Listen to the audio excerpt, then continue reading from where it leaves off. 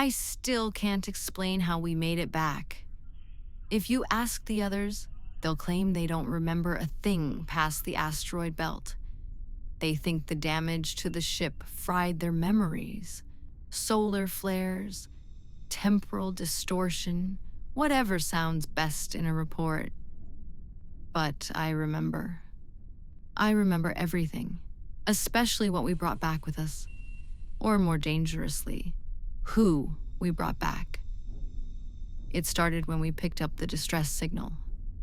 We were 3 months past Jupiter, surveying ice moons for viable terraforming candidates. Our mission was strictly scientific: observe, collect, report. But then came the signal. 3 bursts of static, repeated in intervals, just beneath the narrowband we usually ignored.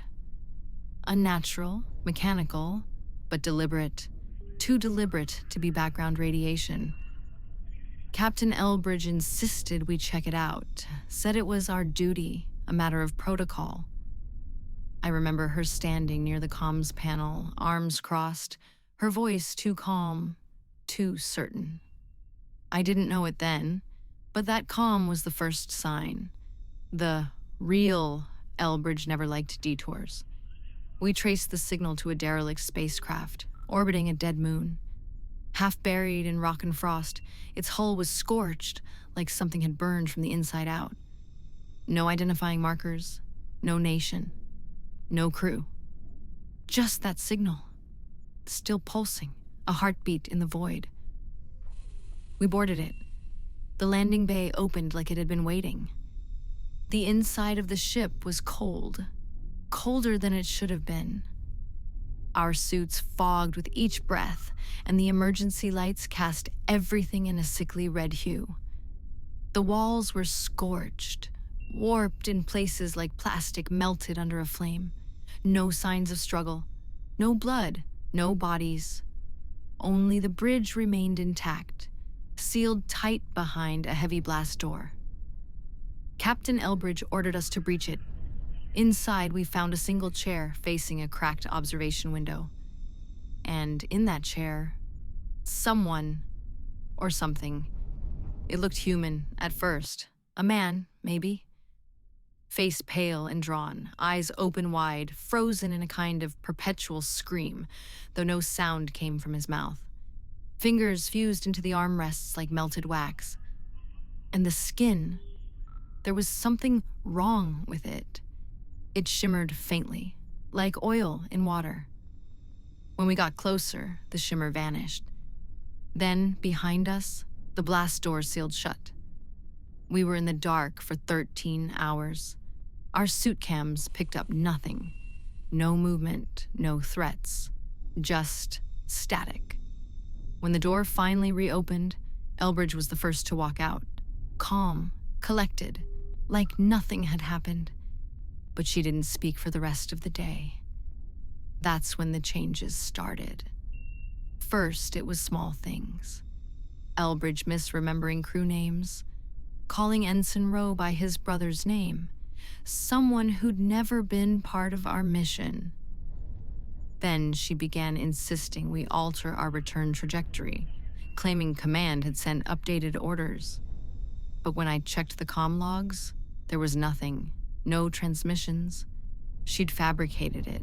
Others noticed too. Morales, our systems engineer, confronted the captain privately.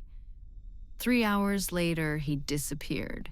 She told us he was working on the hull exterior, patching a solar panel array.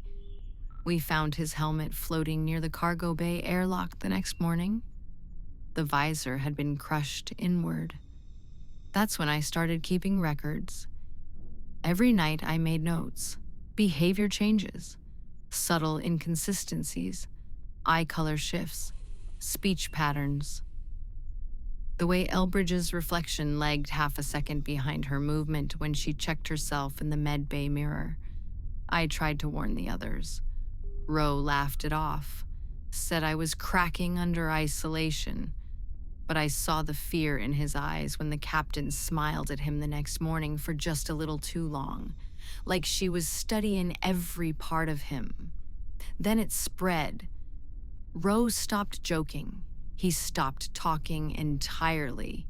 Spent most of his time alone in the sleep pod, wide awake. One morning, he joined us in the mess and called me by my first name. I never told anyone my first name. Then he placed a hand on my shoulder, and I felt it. The faintest ripple beneath his skin. Like something was shifting, adjusting, settling in. By the end of the second week, only 3 of us were left. Me, O'Donnell, and Lieutenant Vega. We locked ourselves in the engineering bay, powered down external comms, and ran a bioscan of the ship. 9 life forms. We had 6 crew members. That included Morales, who was already dead. I'll never forget Vega's face when the results came through. Her mouth opened, but no sound came, and her eyes watered as if her mind refused to make sense of the math. 3 extra entities on board, and they weren't hiding. They were becoming us.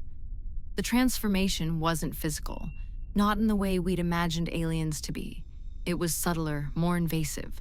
They learned, absorbed, watched, took on personality traits, memories, voices. I don't think they even knew they were doing it. Or maybe they did.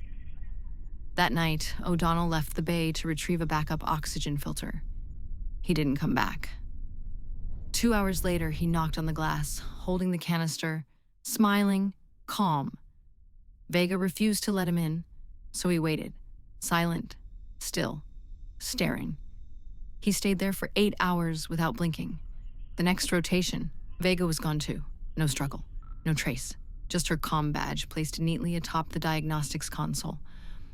I waited, hoping, praying it was her choice, that she'd escaped. But then I reviewed the surveillance feed. She hadn't left the room. She'd simply vanished. I kept myself locked in, stopped eating, stopped sleeping. I turned the lights off and watched the shadow shapes on the other side of the glass. Sometimes they came close. Sometimes they whispered to me in voices I recognized, but none of them were real anymore. I could feel them trying to get inside, not physically, mentally. I had hours before they'd break through. I rewrote the ship's autopilot, programmed a return trajectory to Earth, then disabled every access port except mine. Initiated a blackout protocol. No signals in or out. That was 6 days before we hit the upper atmosphere.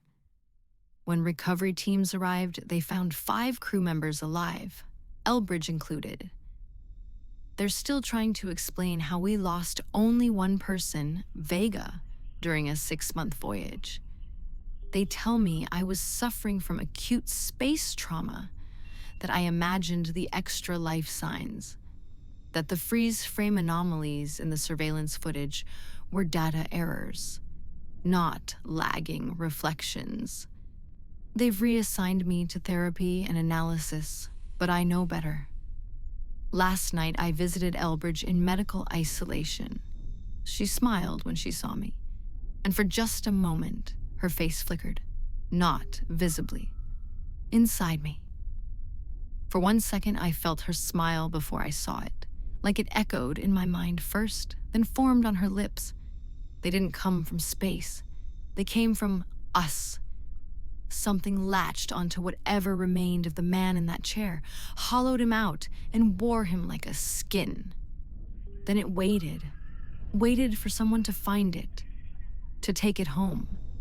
We didn't just bring it back. We invited it, and it's learning faster now, blending in better. Soon it won't need to hide at all.